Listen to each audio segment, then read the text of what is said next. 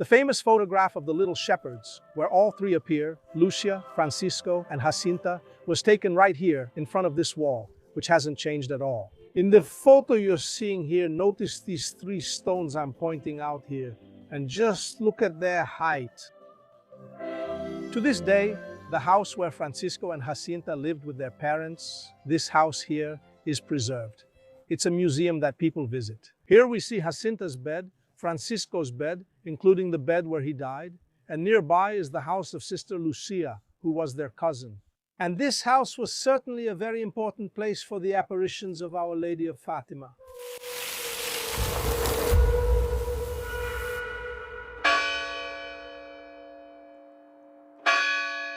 Can you hear the bells of Fatima? Welcome to the second episode of the special entirely recorded at the Sanctuary of Fatima here in Portadown. I came here to tell in every detail the story of what is probably the most famous case of an apparition of Our Lady in the whole world. Well, it certainly is for us Brazilians and for the Portuguese. In the previous episode, we saw how the three visions of the Portugal's Angel of Peace unfolded, the first three apparitions of Mary. But don't worry, if you haven't seen the previous episode, that's okay. You can go watch it later. But now, so you can stay here with me, I'll briefly recap what we've already talked about. Back in the distant year of 1917, on the day when the three children saw Our Lady on a cloud whiter than snow, Portugal was going through troubled times. From the First World War and a bloody revolution that had ended the monarchy, beheaded a king, and separated the church from the state and shaken all the established powers. Priests were persecuted and killed, and Catholicism had almost become a banned religion. Fatima, this place here, was a poor, unknown, distant village, about 100 kilometers from Lisbon, but at that time it was much farther away. Lucia de Jesus Rosa dos Santos was the oldest of three children who saw the radiant lady while tending sheep on the family property. In the year 1915, according to reports published almost 2 decades later, Lucia and her cousins said they saw a cloud whiter than snow, and inside it appeared a boy who first said, "Do not be afraid, I am the angel of peace," and then knelt on the ground asking them to pray with him. According to Lucia's accounts in her memoirs, the angel said that the hearts of Jesus and Mary were especially attentive. Aquelas três crianças. Lucia said that, in a second apparition, that young man said he was the angel of Portugal and asked them to humbly accept the suffering that God was about to send them. That figure that Lucia called an angel appeared to the children one last time and then disappeared forever. 1 year later, on May 13, 1917, the same children once again witnessed a phenomenon that can only be explained through faith. It was noon, and a young woman appeared to them at the top of a holm oak, a fruit tree very common in Portugal, barefoot, and according to Lucia's account, standing on a cloud. For those who are familiar with the most common image of Our Lady of Fatima, this is how Lucia said she saw Mary for the first time, levitating above a cloud hovering over the tree. On that day, Lucia was 10 years old, Francisco was 8, and Jacinta was 7. At the top of the holm oak, she told the children that she came from heaven and asked them to return to that same place on the 13th of every month until October. And so it was. On the 13th of each month, a new visit from Mary. The witnesses who joined the children from the second apparition onward, however, did not have the same privileges as the young seers. Many of them reported seeing only a cloud above the tree.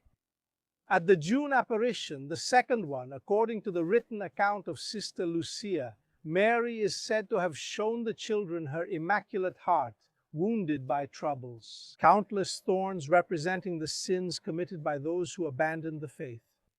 When Lucia said that the three children would like to go to heaven, Mary is said to have answered them with an announcement that probably sounded like an oracle. Scary. Soon she would take little Francisco and Jacinta. Yeah, they would die. She would leave only Lucia alive for a longer time because it was Jesus' wish that Lucia would serve as an instrument to make Mary better known and loved throughout the world. In fact, Francisco died soon after. He died in 1919 of the Spanish flu, which was a major pandemic similar to the coronavirus pandemic we had recently. Jacinta died in 1920, a year later, from the same Spanish flu. Both of them were buried here.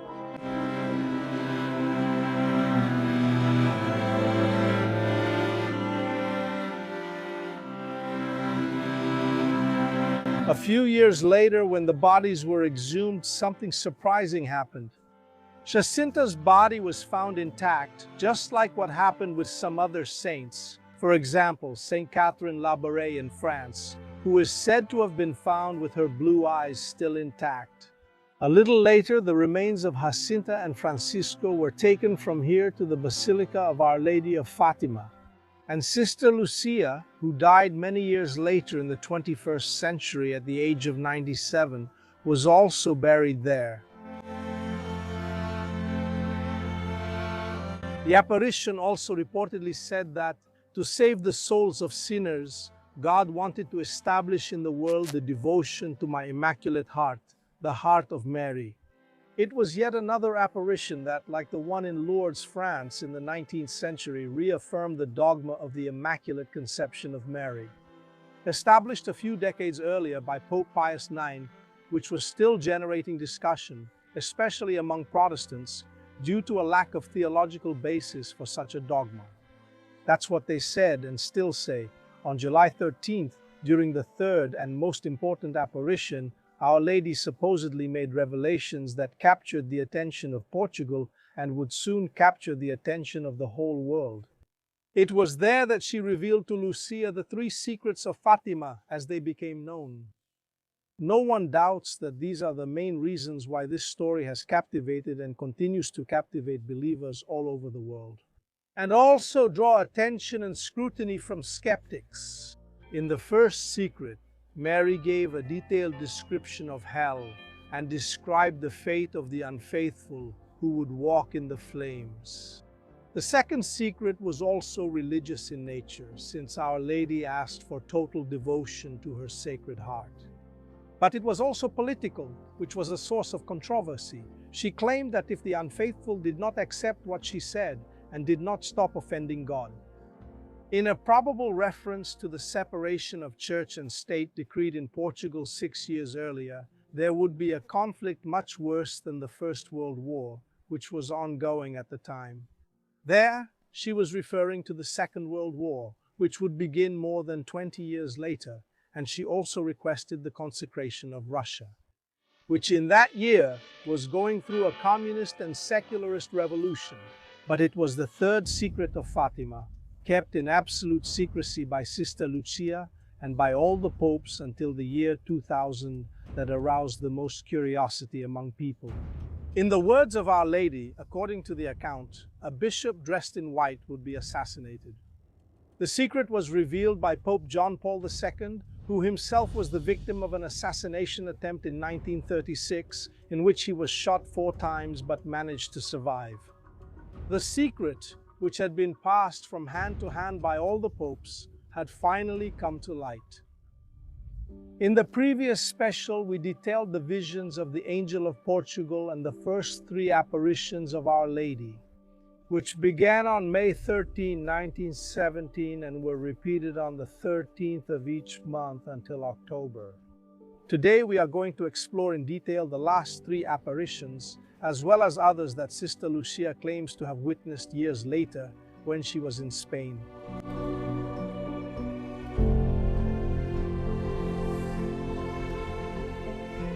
It was right here, at the Cova da Iria, on the property where Lucia's parents raised sheep, that the first 3 apparitions took place.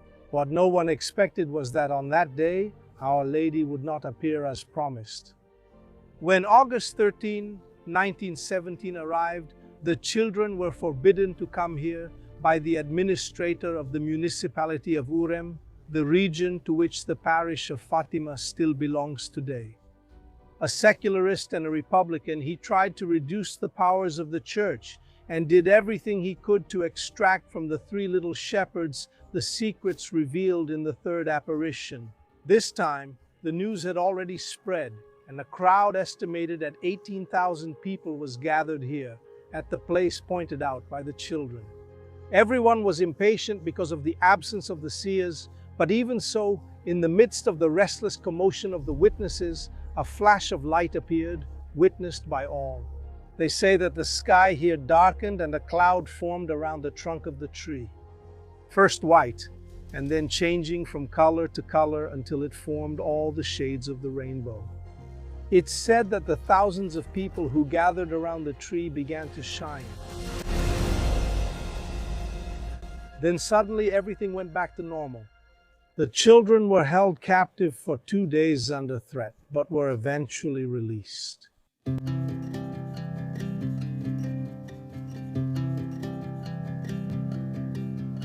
Four days later, on August 19th, when the three children were alone in the pasture, right here near the house where they lived, on Lucia's uncle's property, Our Lady is said to have appeared unexpectedly.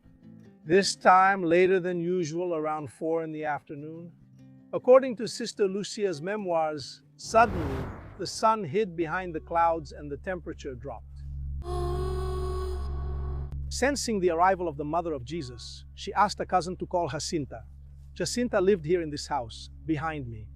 The youngest seer arrived in time to see Mary hovering over a holm oak, this one bigger than the one over there at Cova da Iria. And then the following dialogue took place between Lucia and Our Lady. Lucia said, "What do you want of me, ma'am?" She always said that. And Our Lady, according to the account, said, "I want you to keep going to Cova da Iria on the 13th, that you keep praying the rosary every day. In the last month, I will perform the miracles so that everyone believes. What do you want me to do with the money that people leave at Cova da Iria?" Lucia was right to be concerned when she asked, since people were donating. "Make 2 processional platforms. You should carry one with Jacinta and 2 other girls. Francisco should carry the other with 3 other boys." That's what the apparition said. Funds from the processional platforms are for the Feast of Our Lady of the Rosary. And whatever is left over is to help pay for a chapel to be built. I wanted to ask her to heal some sick people, Lucia said. "Yes, I will cure some," the apparition said, "during the year. Pray a lot and make sacrifices for sinners, because many souls go to hell because there is no one to make sacrifices and pray for them." Then the image of the apparition began to rise toward the east, and the seers said they had cut branches from the tree, from that tree on which Our Lady had appeared. This time they brought them here to their house, and according to them, these branches had a very gentle fragrance. To this day, the house where Francisco and Jacinta lived with their parents is preserved. This house here is a museum that people visit. Here we see Jacinta's bed, Francisco's bed, including the bed where he died. And nearby is the house of Sister Lucia, who was their cousin. So, practically everything we've been talking about throughout this special happened around here. And this house was certainly a very important place for the apparitions of Our Lady of Fatima. I'm here in front of the bed where Francisco died shortly after the apparitions from the Spanish flu. The entire city was impacted by the pandemic. And his sister, Jacinta, would die sometime later.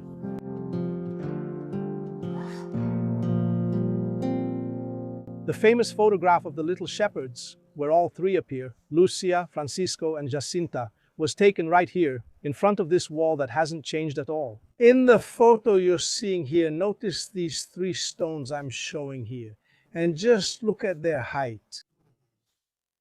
They would be down here. Lucia was 10 years old, the others were younger. Were they really that tall? Or did the ground here rise to accommodate all the tourism that came here afterward? Of course, these stones are new. Back then, it was compacted earth. It was a bit lower, so they weren't that short after all. They were standing a bit lower, but it was here that they were immortalized in this image that tells us who the three visionaries of Fatima were. On the date set for the fifth apparition in September, the children were able to return to Cova da Iria, this place where I am now. I'm speaking very softly because people are meditating. It was part of Lucia's father's property, and this time, even more curious people showed up. There were about 30,000 people. Can you imagine 30,000 people gathered here? And they asked Lucia to pass on their request to the lady, of course. They pleaded for healing for their children, husbands, wives, for those who were at war, for those with tuberculosis. This is what Lucia reported when recounting the events of that historic day for the Catholic faith. At the expected time, at noon, the sun practically went out here. Everything became so dark that some people reported seeing the moon and the stars. Later on, some critics would say that it was a solar eclipse that astronomers never recorded. Then, a luminous ball was seen moving from east to west, passing over the heads of the people who were here, and finally resting in the direction of the visionary children. And in front of the ball of light, Lucia shouted that she was seeing Mary. The other two visionaries also said they saw the image. The crowd, however, only saw a white cloud that surrounded the children. It is said that there were no clouds in the sky, but even so, bright white flakes began to fall, which disappeared before touching the people or the ground. They said it looked like rose petals or angel hair falling from the sky. A rainbow formed and the ball of light moved through the valley until it disappeared in front of the sun. It was big news in Portugal, making the front page of the newspaper O Século almost a month later with the headline, "Amazing Things, How the Sun Danced at Noon in Fatima," accompanied by the photo of the three shepherd children. According to the memoirs of Sister Lucia, published for the first time almost 20 years later, Our Lady said, "Keep praying the rosary to bring about the end of the war. In October, our Lord will also come, Our Lady of Sorrows and of Mount Carmel, Saint Joseph with the child Jesus, to bless the world." And she added, "In October I will perform the miracle so that everyone will believe." Faced with such a promise, curiosity reached its peak the following month. Some people said there were 50,000, others 70,000, or even 90,000 people who came here to Cova da Iria to witness on October 13, 1917, the last public apparition of the one who would come to be known as Our Lady of Fatima. Journalists from Lisbon had come here and they documented it for posterity. Authorities, wealthy families, university professors, all joined the usual faithful. It was a terrible day. The sky was cloudy, very dark, and the crowd arrived at Cova da Iria with umbrellas, everyone in the mud, a lot of rain, and many people ended up in a bad mood that day. It was cold, and on top of that, at the scheduled time, at first nothing happened, or at least no one saw anything.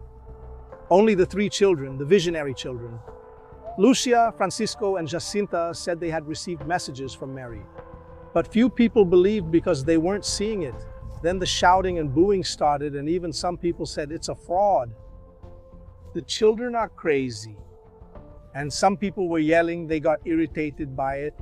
In her memories, Lucia said she had the following dialogue with Our Lady. "What do you want from me?"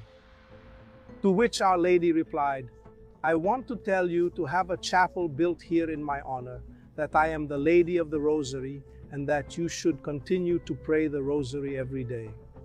The war will end and the soldiers will soon return to their homes, and assuming a sad appearance, Our Lady would have added, according to Lucia's account, 'Do not offend God our Lord anymore, for he is already greatly offended.' And as she rose, the apparition cast the reflection of her own light onto the sun, according to Lucia's account. At that moment, Lucia pointed her finger toward the sun, which had finally appeared from behind the clouds. Photographs taken by journalists who came to cover the great event here at Cova da Iria show the awestruck gazes turned toward the sky. And then it happened, what many people believed was the miracle Our Lady had announced for that October 13th.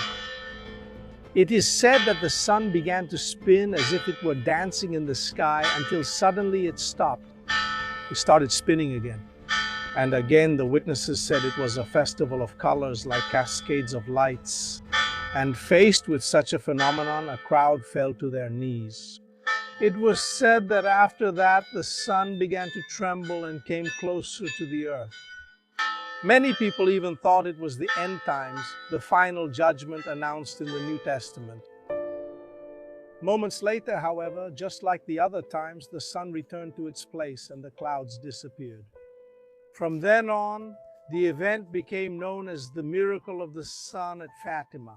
The newspaper Ilustração Portuguesa reported the event in its October 29, 1917 edition, reproducing the accounts of dozens of people who said they saw the phenomenon and many others who said they did not notice anything. Nothing strange, just the fact that suddenly the mud dried up. The celestial phenomenon was seen and documented kilometers away, reinforcing the belief of those who attributed yet another miracle to the lady who, 5 months earlier, had supposedly appeared for the first time to Lucia, Francisco, and Jacinta.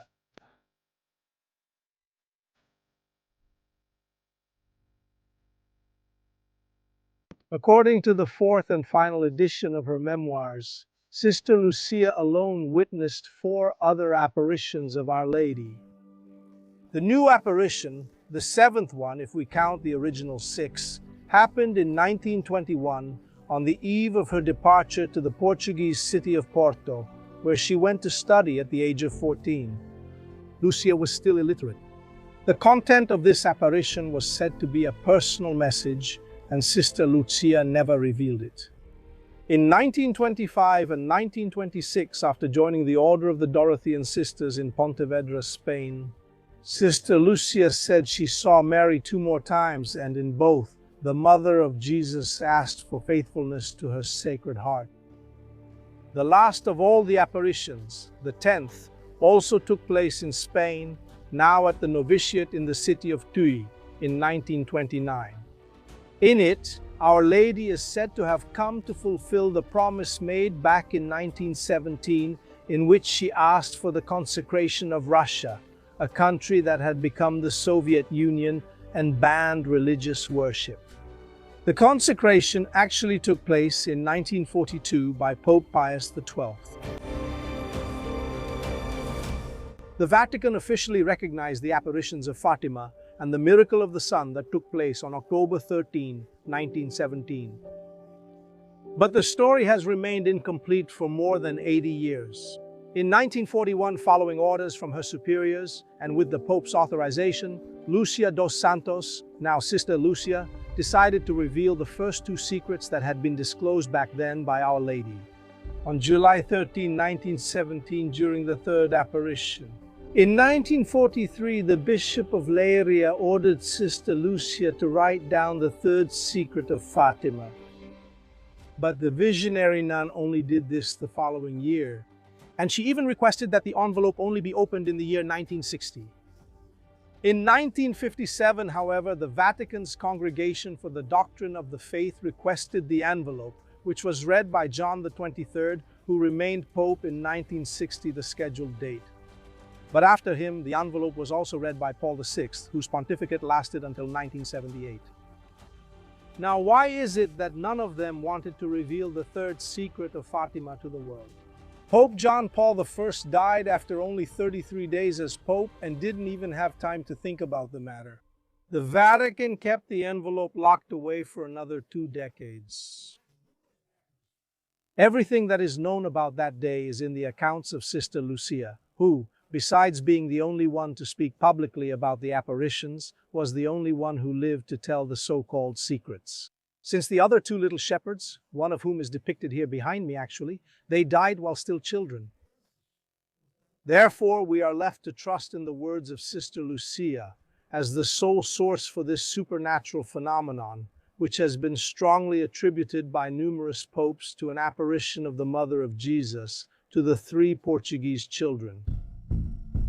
In her letter to the Bishop of Leiria, Lucia dos Santos began by justifying the fact that it was only a long time after the events that she decided to make that revelation. What is the secret? She herself asked the question in the letter. It seems to me that I can say it because I already have permission from heaven. God's representatives on earth have authorized me to do so several times, and in several letters. It was only after nearly dying in an assassination attempt in 1981 that Pope John Paul II asked to read Sister Lucia's letter. He received the original in Portuguese and the Italian version made by an official Vatican translator. He read it and, as his predecessors had done, kept it. John Paul II did not reveal the third secret of Fatima immediately, but decided that it would be disclosed in the future. In 1984, however, well before the revelation, what we were told had been requested in the second secret was fulfilled in John Paul II. During a prayer with a strongly political tone asking God to deliver the world from nuclear war, from hatred, and from all kinds of injustice in social, national, and international life. Without mentioning Russia by name, the Pope consecrated all humanity, all peoples and nations forever to the Immaculate Heart of Mary, stating that this act overcame all evil.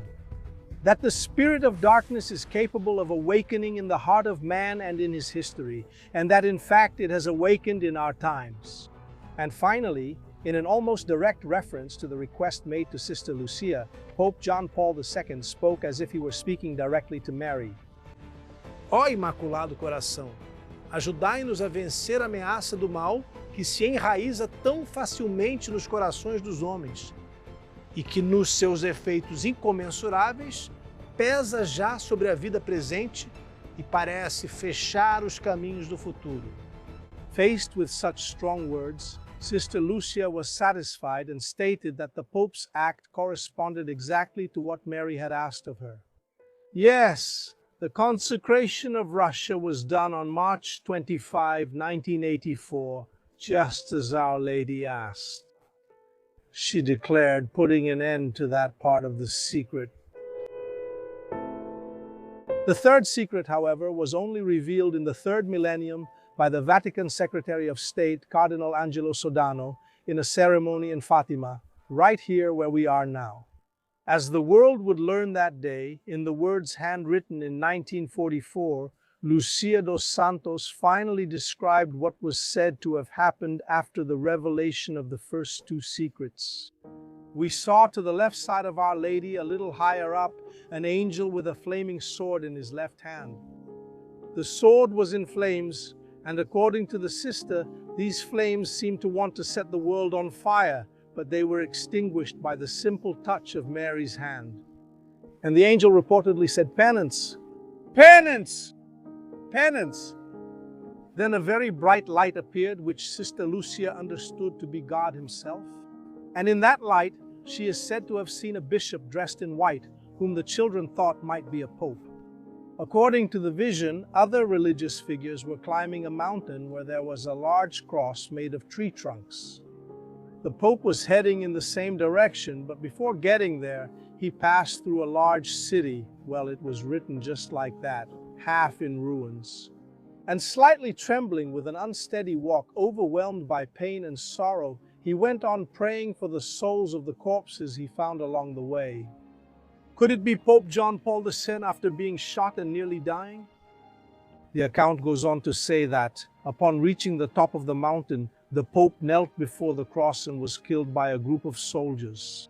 They reportedly fired several shots at the Pope, as well as several arrows, and thus, one after another, the bishops, priests, and countless other religious figures who were there also died.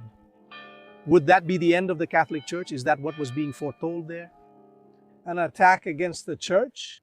The third secret ends with another apocalyptic vision in which two angels, each with a crystal watering can in hand, collect the blood of the martyrs and use it to water the souls who are drawing near to God.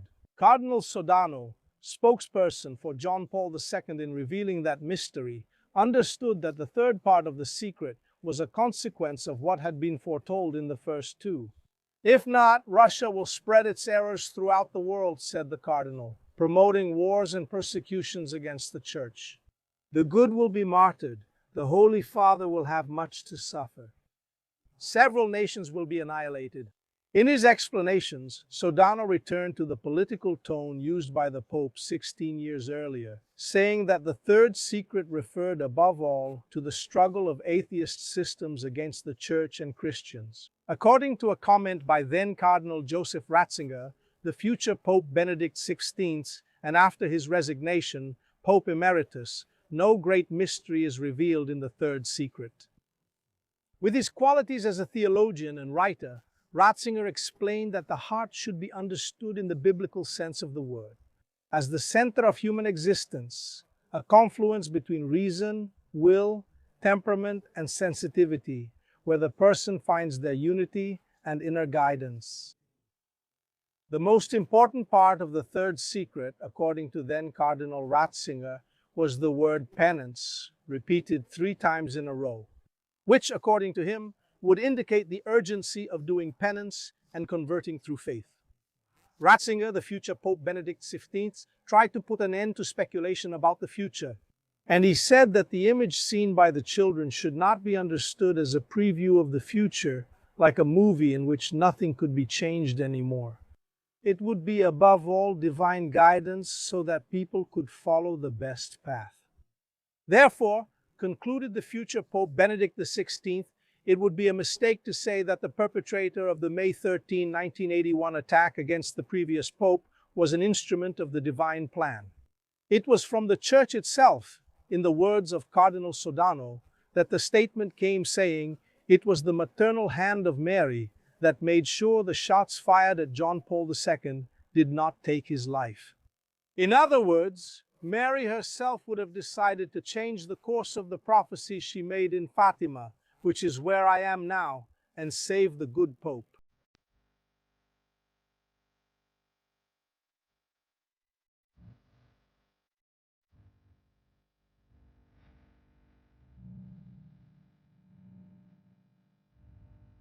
One of the bullets that almost killed one of the most beloved religious leaders of recent times was removed from his body and incorporated into the golden crown that is now here on the image of Our Lady of Fatima at the sanctuary in Portugal. Sister Lucia dos Santos died in 2005 at the age of 97 after spending some time without hearing or sight in the convent where she lived for almost 60 years in the Portuguese city of Coimbra. Francisco and Jacinta were beatified on May 13, 2000 by then Pope John Paul II. For canonization, a miracle confirmed by the Vatican would be necessary. This miracle happened in 2013 with the boy Lucas de Oliveira, a Brazilian from the city of Juranda in Paraná. At the time, Lucas was 5 years old and fell into a coma after falling more than 6 meters while playing at his grandparents' house. With loss of brain tissue, he underwent surgery, and according to the doctors, if he survived, he would spend the rest of his life in a vegetative state or be severely impaired. Lucas's father asked Our Lady and the 3 little shepherds here in Fatima for the boy's healing.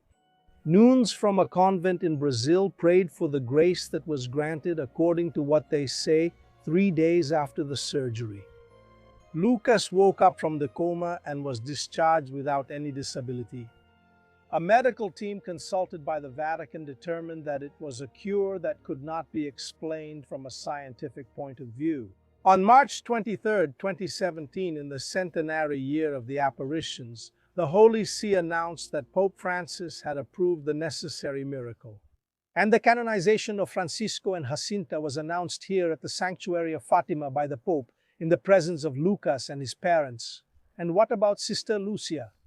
In June 2023, Pope Francis approved the publication of the decree recognizing her heroic virtues and declared her venerable, which paves the way for beatification. In August of the same year, during World Youth Day, Pope Francis came here to Fatima once again, and he visited the Chapel of the Apparitions, where he remained in prayer for 5 minutes, and then offered the Golden Rosary to the sanctuary.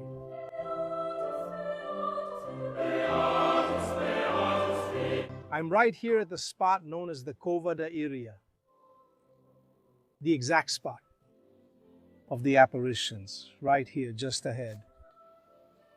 After the apparitions happened a few years ago, they built this chapel of the apparitions. It's where the main official image of Our Lady of Fatima is kept. And today, it's also a church. Every day there's a mass here. A very quiet place. People come here to pray. You see a lot of people meditating, making petitions, and giving thanks in front of the image of Our Lady of Fatima. And at the place of the apparitions,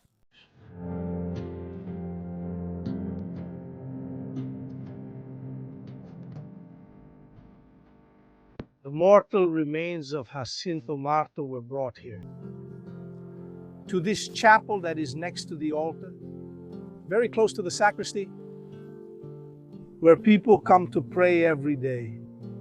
And as a plaque placed here says, people repeat, Francisco Marto, pray for us. And there is a record that Francisco saw Our Lady. In the apparitions that happened at the beginning of the last century, he was placed very close to where the tomb of Jacinta Marto, his sister, is also located.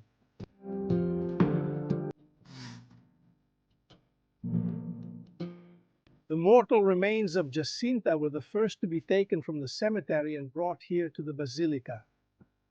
This happened in 1951. The mortal remains were placed in this tomb, and later, in 2006, the body of Sister Lucia was brought here. She lived until she was 97 years old. And to this day, she has not been beatified, nor canonized. It's a process that is still ongoing. The two were placed together, Sister Lucia, and now Saint Jacinta.